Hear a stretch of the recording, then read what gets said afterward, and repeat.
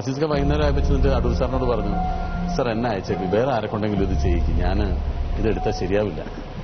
Adoor sir പറഞ്ഞു, Azeez sir നിങ്ങളാണ് ആ റോളിന് ഏറ്റവും ആപ്റ്റ്, അതുകൊണ്ടാണ് നിങ്ങളെ കാസ്റ്റ് ചെയ്തത്. നിങ്ങൾ ആ ഡയലോഗ് പഠിക്കാത്തതുകൊണ്ട് അത് പറയാൻ പറ്റുന്നില്ല എന്നുള്ളത്, പഠിച്ചാൽ മതി, അത് പറയാം. എന്നിട്ട് പിറ്റേ ദിവസമാണ് ഷൂട്ട് ചെയ്ത് ശരിയായത്.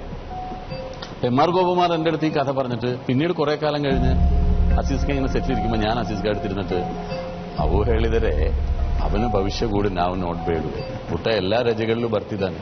അസീസ്കയുടെ അത്ഭുതം, സിദ്ദീഖ് ഇത് എങ്ങനെ പഠിച്ചു എന്നാണ് എൻ്റെ അടുത്ത് ചോദിക്കുന്നത്. ഈ ഡയലോഗ് എങ്ങനെ പഠിച്ചു? ഞാൻ എത്രയോ ശ്രമിച്ചിട്ട് എനിക്ക് സാധിക്കാത്തതാണ്. വളരെ നിഷ്കളങ്കനായ ഒരു ഗോവിന്ദാചാര്യ. ഇതിപ്പോ അദ്ദേഹം ഒരെണ്ണം എടുക്കുള്ളൂ, നമ്മൾ ഒരു മാസമൊക്കെ എടുക്കും. പക്ഷെ ഞാൻ സിദ്ദീഖേട്ടനിലെ കണ്ടിട്ടുള്ള വലിയൊരു ക്വാളിറ്റി എന്ന് പറഞ്ഞാൽ, ഇപ്പൊ സിനിമയിലൊക്കെ ഞാൻ ഞെട്ടിപ്പോയിട്ടുണ്ട്. കാരണം പല ആൾക്കാരും സിനിമയിൽ പ്രോംപ്റ്റിംഗ് ഇല്ലാതെയാണ് പറയുന്നത്.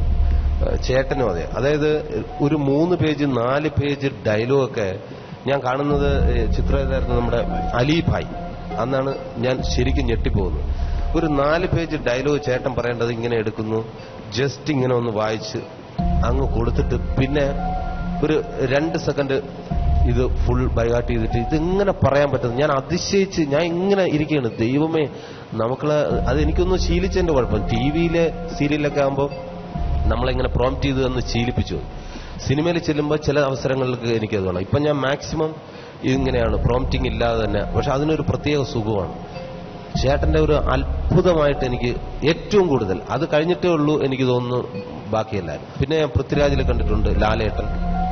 അല്ല, അത് ഞാൻ ഏറ്റവും അവസാനം അത് പഠിച്ചത് ഒന്നുകൂടെ മറിച്ച് നോക്കുന്നതായിരിക്കും ചിലപ്പോൾ സുരാജ് കണ്ടത്. ഞാൻ അതിനു മുമ്പ് എവിടെയെങ്കിലും പോയിരുന്നത് വായിച്ച് പഠിച്ചിട്ടുണ്ടാവും. അല്ലാതെ 4 പേരൊന്നും എനിക്കൊറ്റ പ്രാവശ്യം വായിച്ചാൽ അങ്ങനെ ഓർമ്മ നിൽക്കില്ല. അതിനുമുമ്പ് പഠിച്ചിട്ടുണ്ടാവും. ഞാനത് നോക്കിയിരുന്ന ആ ഡയലോഗ് വായിച്ച് പഠിച്ച് പിന്നെ ഈ ആ ഡയലോഗുകൾ അതുപോലെ ഫോട്ടോസ്റ്റാറ്റ് ചെയ്യുകയല്ല ചെയ്യുന്നത്. നമ്മൾ അതിൽ പറയുന്നൊരു കണ്ടന്റ് എന്താണ്, അതെങ്ങനെ ഞാൻ പ്രസന്റ് ചെയ്യുമ്പോൾ എങ്ങനെ ഇരിക്കുമെന്നുള്ളത് നമ്മൾ മനസ്സിലിട്ട് അത് മാറ്റിയെടുത്തിട്ട് ആ എഴുതി തന്ന ഡയലോഗുകൾ ഏതാ അതുപോലെയൊക്കെ തന്നെ ആയിരിക്കും. പക്ഷെ അത് നമ്മുടെ ഇങ്ങോട്ടൊക്കെ അല്പം മാറുകയൊക്കെ ചെയ്യും. അല്ല, അത് കണ്ടന്റ് വരണം എന്നാണ്. അപ്പോഴാണ് നമ്മൾ പറയുന്നതിന്റെ ഒരു സ്റ്റൈലിൽ വരുള്ളൂ. അപ്പൊ അത് പഠിക്കുന്നുണ്ട്. ഞാൻ അത് അവസാന പ്രാവശ്യം വെറുതെ എടുത്ത് ഒന്നുകൂടെ ഓടിച്ചു നോക്കിയത് മാത്രമായിരിക്കും ചിലപ്പോൾ സുരാജ് കണ്ടിട്ടുണ്ടാവും. അതിനു മുമ്പ് ഞാനത് പോയിരുന്ന് അത് വായിച്ച് മെനക്കെട്ടിരുന്ന് പഠിച്ചിട്ട് തന്നെയാണ് അത് പറയുന്നത്. പക്ഷെ നമുക്ക് അത് തന്നെ ഇങ്ങനെ ഒന്നുകൂടെ വായിക്കും, ഇങ്ങനെ ആക്കിയിട്ട് പിന്നെ എടുത്തങ്ങ് കീഴ്ച. അത് ഡയലോഗ് നമ്മൾ ഹൃദയസ്ഥമാക്കി കഴിഞ്ഞാൽ നമുക്കൊരു ധൈര്യമാണ്. ഇനി നമുക്ക് തോന്നുന്ന മാനറിസംസ് ചെയ്യാം, നമുക്ക് ഇഷ്ടമുള്ള പോലെ നമുക്ക് മൂവ്മെന്റ് ചെയ്യാം, എല്ലാം നമുക്ക് ഒരു ഫ്രീഡം കിട്ടും. മറ്റൊരു വേറൊരാൾ അത് പറയുന്നത് അത് വെയിറ്റ് ചെയ്തുകൊണ്ട് നിൽക്കില്ല നമ്മളപ്പോൾ മറ്റു പലതും ചെയ്യാനുള്ള ഒരു സ്വാതന്ത്ര്യം കിട്ടാത്തത് പോലെ തോന്നി. ഇത് എനിക്ക് ഉറപ്പാണെങ്കിൽ പിന്നെ ബാക്കി എനിക്ക് എന്തും ഇഷ്ടം പോലെ ചെയ്യാവില്ല. അപ്പോഴൊരു ഈസിനെസ് വരും. ഞാൻ ഈ അടുത്ത സമയം വെള്ളരിപ്രാവിന്റെ ചങ്ങാതി, വെള്ളരിപ്രാവിന്റെ ചങ്ങാതിലല്ലേ ഇപ്പൊ ദിലീപേട്ടൻ അവാർഡ് കിട്ടിയ? അതെ. അപ്പൊ അതില് ഒരു സീനുണ്ട്, അത് ഞാൻ തന്നെ ആണ്, സുരാജായിട്ട് തന്നെയാണ്, ഞാനും ലാലേട്ടൻ. അപ്പൊ ഞാൻ അതിൽ പറയുന്ന ഒരു ഡയലോഗ് ഉണ്ട്. അപ്പൊ എനിക്ക് ഭയങ്കര കയ്യടി, സ്റ്റുഡിയോന്ന് കയ്യടി കിട്ടുകയാണ്. അസിസ്റ്റന്റ് പയ്യന്മാർ അറിയുന്നില്ല. കാരണം എന്നോട് ചെന്നോടനെ ചോദിച്ചു, സുരാജ് എന്നൊരു ഡയലോഗ് എഴുതാൻ പറഞ്ഞു. അപ്പൊ ഞാൻ പണ്ട് നാടകം ചെയ്തിട്ടുള്ള സപ്തരശ്മിയുടെ ഡയലോഗുണ്ട്. കൂട്ടരെ ഘോഷയാത്ര മുടക്കേണ്ട താൽക്കാലിക നേട്ടങ്ങൾക്കായി വിഘടനവാദികളെ വിരുന്നൂട്ട് വളർത്തി സ്വന്തം മാതൃരാജ്യത്തെ വെട്ടിമുറിച്ച് സാമ്രാജ്യത്തെ ശക്തികൾക്ക് അടിയോർ പറയുന്ന ഭരണാധിപന്മാരെ മനുഷ്യ സ്നേഹത്തിലും സാഹോദര്യത്തിലും അതീതമായ പഴയ മഹാബലി സങ്കല്പങ്ങൾ ഒരിക്കലും കാലഹരണപ്പെടുകയില്ല. അമ്മേ ഭാരത മാതാവേ. ഇത് ഒരു നാടകത്തിന്റെ ഡയലോഗാണ്. ഇത് ഞാൻ അവിടെ പറഞ്ഞു, ഷോട്ടോ ഒക്കെ ആയി. അത് കഴിഞ്ഞിട്ട് ഡബ്ബിംഗ് സ്റ്റുഡിയോയിൽ വന്നു. ഞാൻ വേറെ പയ്യന്മാരല്ലേ, അത്ര ഞാൻ പറഞ്ഞു, റെഡി നോക്കാം. ചേട്ടാ ഇത് ഇങ്ങനെ പറയും, ഇത് അപ്പം നിങ്ങൾ, ഞാൻ പറഞ്ഞ അപ്പം കുഴപ്പമില്ലടാ നോക്കാം, നമുക്ക് മാത്രമല്ലല്ലോ, ഞാൻ കാണിച്ചുതരാം. പക്ഷേ സ്റ്റുഡിയോയിലെ പയ്യന്മാരുണ്ടല്ലോ ഞെട്ടിപ്പോയി. ഞാൻ എടുത്ത് വെച്ചിട്ട് റെഡി, കൂട്ടരെ ഘോഷയാത്ര മുടക്കേണ്ട താൽക്കാട്ട് ഓക്കെ അല്ലേ പോട്ടാ. എനിക്ക് ആ ഒറ്റ ഡയലോഗേ ഉള്ളൂ. ഞാൻ എന്റെ പൊന്നേട്ടാ, ഞാൻ ഇതുവരെ കണ്ടിട്ടില്ല ഇത്രയും വലിയ നെടുനീളം ഡയലോഗ് കാണാൻ. ഞാൻ എഴുതി ഞാൻ കാണാതെ പഠിച്ച സാധനമാണെന്നുള്ള അവനറിയില്ല പാവം. ഇനി കാണുമ്പോ നീ എന്നെ തെറ്റിദ്ധരിക്കരുത്, ഇത് ഞാൻ സത്യാവസ്ഥ പറഞ്ഞതാ. ഓക്കെ, അപ്പോ 1,28,000 രൂപയ്ക്കുള്ള 8ാമത്തെ ചോദ്യത്തിലേക്ക് പോകാം. പച്ചക്കുതിര, 8ാമത്തെ ചോദ്യം. സെവൻത് സിൽ, സമ്മർ വിത്ത് മോണിക്ക തുടങ്ങിയ സിനിമകളുടെ സംവിധായകൻ. Pachakuthira option: Michelangelo Antonioni, B Ingmar Bergman, C Steven Spielberg, D James Cameron. ഇതിൽ ആരാണ് സെവൻത് സിൽ, സമ്മർ വിത്ത് മോണിക്ക തുടങ്ങിയ സിനിമകൾ സംവിധാനം ചെയ്തത്? Your time starts now.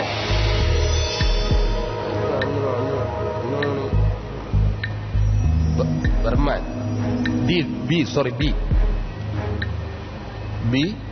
B. Ingmar Bergman.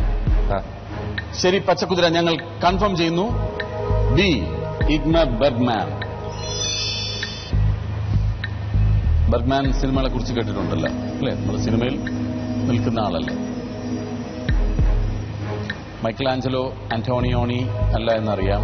Steven സ്പിൽബർഗിന്റെ സിനിമകളും സുരാജിന് അറിയാവുന്നതാണ്. ടെർമിനേറ്റർ 2, ടൈറ്റാനിക്, അവതാർ തുടങ്ങിയ സിനിമകൾ സംവിധാനം ചെയ്ത ജെയിംസ് കാമറൂണും അല്ല എന്നറിയാം. അപ്പോ ബർഗ്മാൻ തന്നെയാണെന്നാണ് സുരാജ് പറയുന്നത് അല്ലേ? ബർഗ്മാൻ ആണെങ്കിൽ സുരാജിന് ലഭിക്കാൻ പോകുന്നത് 1,28,000 രൂപയ്ക്കുള്ള സ്വർണ്ണാഭരണങ്ങളാണ്. പച്ചക്കുതിര ശരിയായ ഉത്തരം പറയുന്നതിന് മുമ്പ് ചെറിയൊരു വിശ്രമം ആവശ്യപ്പെടുന്നു. So we will go for a very short commercial break.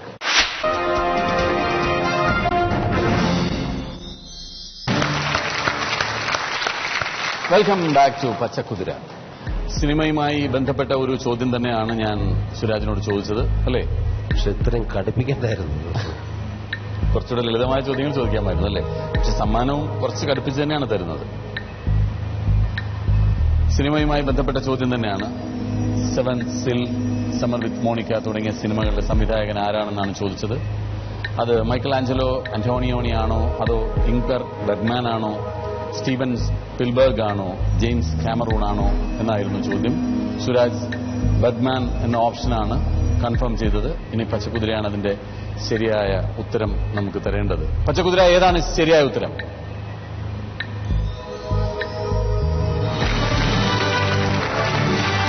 ഇഗ്മർ Bergman ശരിയായ ഉത്തരമാണ്. മറ്റൊരു സംവിധായകന്റെ പേരിനോടൊരു കൺഫ്യൂഷൻ പോലും സുരാജിനുണ്ടായില്ല അല്ലേ? പുള്ളിയെ ഞാൻ നേരിട്ട് കണ്ടിട്ടുണ്ടായിരുന്നു. പുള്ളിയല്ല, ജെയിംസ് കാമറൂൺ. നിങ്ങൾ ദുബായിൽ ഷൂട്ട് ചെയ്യുമ്പോൾ പ്രിയൻ സാറിന്റെ ലൊക്കേഷനിൽ വന്ന് അതും ഒരു വലിയ ഭാഗ്യമാണ് അല്ലേ? തീർച്ചയായിട്ടും. ലോക പ്രശസ്തമായ സിനിമകൾ എടുത്ത ആളാണ്. ടൈറ്റാനിക് പോലുള്ള സിനിമകളുടെ സംവിധായകനായ ജെയിംസ് കാമറൂണിനെ നേരിട്ട് കാണാൻ സാധിച്ചു എന്ന് പറയുന്നതും വലിയൊരു കാര്യമാണ്. അപ്പോ ബർഗ്മാൻ മൂലം 1,28,000 രൂപയ്ക്കുള്ള സ്വർണ്ണാഭരണങ്ങൾ ലഭിച്ചു കഴിഞ്ഞു. ഇനി ഒരു കടമ്പകളുമില്ല. നേരെ 1,50,000 ചാടാം, അവിടുന്ന് 2 ലക്ഷത്തിലേക്ക് ചാടാം. അപ്പോ ജാക്ക്പോട്ട് അടിച്ചുകൊണ്ട് തന്നെ ഈ വേദിയിൽ നിന്നും വിടവാങ്ങട്ടെ എന്നാണ് എന്റെ പ്രാർത്ഥന. എന്തു തോന്നുന്നു ഈ പരിപാടിയിൽ വന്ന് പങ്കെടുത്ത്? മറ്റു പല കോമ്പറ്റീഷൻസിലുമൊക്കെ സുരാജ് പോയിട്ടുള്ള ആളാണ്. ഇതില് സാധാരണ ചോദ്യങ്ങളിൽ വളരെ നിസ്സാരമായ ചോദ്യങ്ങൾ ചോദിക്കാതിരിക്കാൻ ഞങ്ങൾ എപ്പോഴും ശ്രമിച്ചിട്ടുണ്ട്. ഇതില് എനിക്ക് മറ്റ് ഇതിലൊക്കെ ഒന്ന് വ്യത്യസ്തമായിട്ട് തോന്നുന്നു. ചോദ്യങ്ങൾ അത്ര സിമ്പിൾ അല്ല. കാരണം നമ്മൾ എപ്പോഴും ആഗ്രഹിച്ചിട്ടുള്ളത് ഇതിന്റെ ചോദ്യങ്ങൾ ഉണ്ടാക്കുന്ന, ഇതിന്റെ റിസർച്ച് നടത്തുന്ന ഗ്രൂപ്പും ഞങ്ങളെല്ലാവരും നേരത്തെ പറഞ്ഞ് തീരുമാനിച്ചിട്ടുള്ള ഒരു കാര്യം എന്ന് പറയുന്നത്, നമ്മളൊരു ചോദ്യം ചോദിച്ച് അതിന്റെ ഒരു ഉത്തരം, നമ്മൾ ശരിയായ ഉത്തരം കേട്ട് കഴിഞ്ഞാൽ അത് കേൾക്കുന്ന ആൾക്ക് ഒരു പുതിയ അറിവുണ്ടാവണം. തീർച്ചയായിട്ടും ഒരാൾക്കെങ്കിലും, അത് കേട്ട ഒരാൾക്കെങ്കിലും അതൊരു പുതിയ അറിവായിരിക്കണം. ആർക്കെങ്കിലും ഒരാൾക്ക് അതൊരു പുതിയ അറിവ് കൊടുക്കുന്ന ഒരു ചോദ്യം, അതിനുള്ള ഉത്തരമായിരിക്കണം കണ്ടെത്തേണ്ടതെന്ന് പറഞ്ഞിട്ട് വളരെ ശ്രമകരമായ ജോലിയാണ് നമ്മുടെ റിസർച്ച് ടീം നടത്തുന്നത്. അപ്പോൾ ചോദ്യങ്ങൾ കുറച്ച് കടുകട്ടിയായി പോകുന്നുണ്ടെങ്കിൽ ക്ഷമിക്കണം. അതിന് നിങ്ങൾക്ക് ഞങ്ങൾ ഓപ്ഷൻ തരുന്നത് ഒരാൾ ഒറ്റയ്ക്കല്ല വന്നിരിക്കുന്നത്, അവരുടെ കുടുംബാംഗങ്ങളോട് കൂടിയാണ് വന്നിരിക്കുന്നത്. ഈ ചോദ്യത്തിന് ഉത്തരം അറിയില്ല എങ്കിൽ അതിന്റെ ഓപ്ഷൻസ് തരുന്നതിന് മുമ്പ് അതറിയാവുന്ന ഒരു കുടുംബാംഗത്തെ പകരമായിട്ട് ഇരുത്താം. അപ്പോൾ അങ്ങനെ കുറച്ച് വിശാലമായ ഒരു സൗകര്യങ്ങൾ ഞങ്ങളും നിങ്ങൾക്ക് ചെയ്തു തരുന്നുണ്ട്. അപ്പോൾ ഇത് കുറച്ച് ഇൻഫോർമേറ്റീവ് ആയിരിക്കണം ഈ പ്രോഗ്രാം എന്നുള്ള നിർബന്ധത്തോടുകൂടിയാണ് അത്രയും കടുകട്ടി ചോദ്യങ്ങൾ ചോദിക്കുന്നത്. ഒരു കടുകട്ടി ചോദ്യം കൂടെ ചോദിച്ചോട്ടെ. 1.5 ലക്ഷം രൂപയ്ക്കുള്ള 9ാമത്തെ ചോദ്യത്തിലേക്ക് കടക്കുകയാണ് പച്ചക്കുതിര. 9ാമത്തെ ചോദ്യം. 1885 ഇന്ത്യൻ നാഷണൽ കോൺഗ്രസ് രൂപീകൃതമായപ്പോൾ ഇന്ത്യയിലെ ഗവർണർ ജനറൽ ആരായിരുന്നു? Pachakuthira, options: A Lord Ripon, B Lord Mountbatten, C Lord Dufferin, D Lord Curzon. 1885 Indian National Congress രൂപീകൃതമായപ്പോൾ ഇന്ത്യയിലെ ഗവർണർ ജനറൽ ലോർഡ് റിപ്പൺ പ്രഭുവായിരുന്നോ, മൗണ്ട് ബാറ്റൺ പ്രഭുവായിരുന്നോ, അതോ ഡെഫറിൻ പ്രഭുവായിരുന്നോ, അതോ ലോർഡ് കഴ്സൺ ആയിരുന്നു? ഇനിയും 15 സെക്കൻഡുകൾ മാത്രമേ ഉള്ളൂ. ബി ബി ബി കറക്കിക്കുത്ത വലിയ ബി ലോർഡ് മൗണ്ട് ബാറ്റൺ ആണോ? കൺഫേം ചെയ്യാം. B Lord Mountbatten. Lord Curzon അല്ല, ഡെഫറിൻ പ്രഭുവുമല്ല, റിപ്പൺ പ്രഭുവുമല്ല. മൗണ്ട് ബാറ്റൺ ആണെന്നാണ് പറയുന്നത്. പച്ചക്കുതിര, ഏതാണ് ശരിയായ ഉത്തരം? വന്നിരിക്കതില് ഞാൻ പറയും വന്നിരിക്കതില്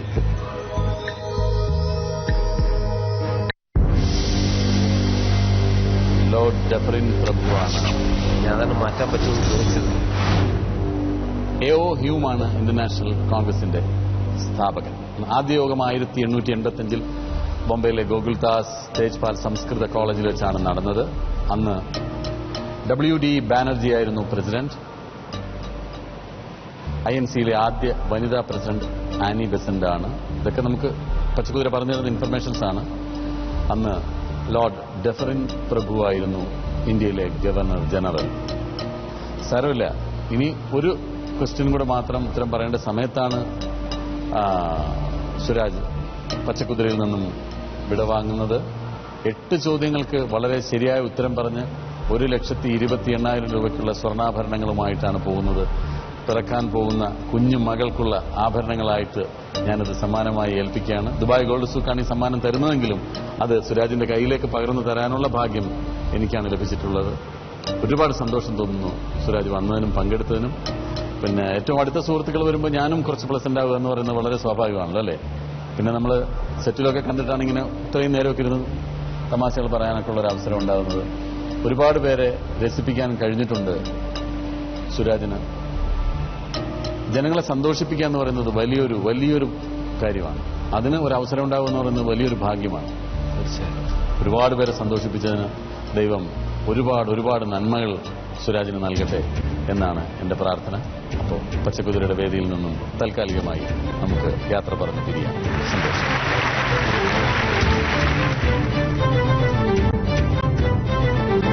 സുരാജ്, സന്തോഷമായിട്ട് വാങ്ങിക്കുക ദുബായ് ഗോൾഡ് സൂക്ക് നൽകുന്ന 1,28,800 രൂപ. Thank you Rajesh. അങ്ങനെ പച്ചക്കുതിരയുടെ ഈ വേദിയിൽ നിന്നും സുരാജ് യാത്ര പറയുകയാണ്. ദുബായ് ഗോൾഡ് സൂക്ക് നൽകിയ 1,28,800 രൂപ സമ്മാനമായി നേടി. ഞാൻ ചോദിച്ച 8 ചോദ്യങ്ങൾക്ക് ശരിയായ ഉത്തരം പറഞ്ഞുകൊണ്ട് അഭിമാനത്തോടുകൂടി സുരാജിനെ ഞാൻ യാത്ര അയക്കുന്നു. ഇനി ഈ മത്സരത്തിൽ പങ്കെടുക്കാൻ എത്തിയിട്ടുള്ള 5 കുടുംബങ്ങളിൽ നിന്നും ആരായിരിക്കും ഈ മത്സര പഥത്തിലേക്ക് ആദ്യം എത്തുന്നത് എന്ന് കണ്ടുപിടിക്കാനുള്ള പ്രതീക്ഷാ സൂചനയിലേക്ക് കടക്കുന്നതിന് മുമ്പ് we will go for a short break.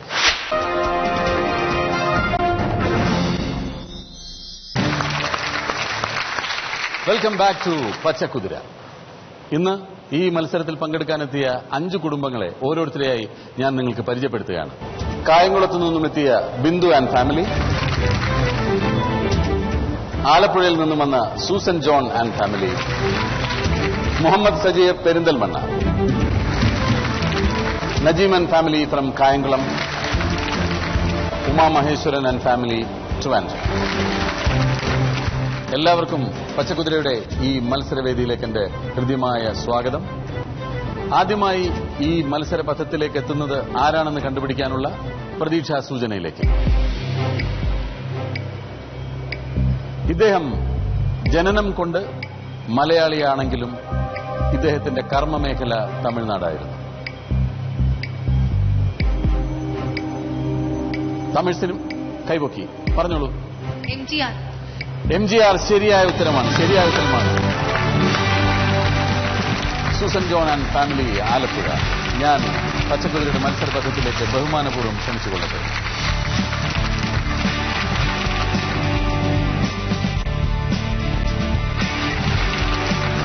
നമസ്കാരം സൂസൻ ജോൺ ആൻഡ് ഷീന.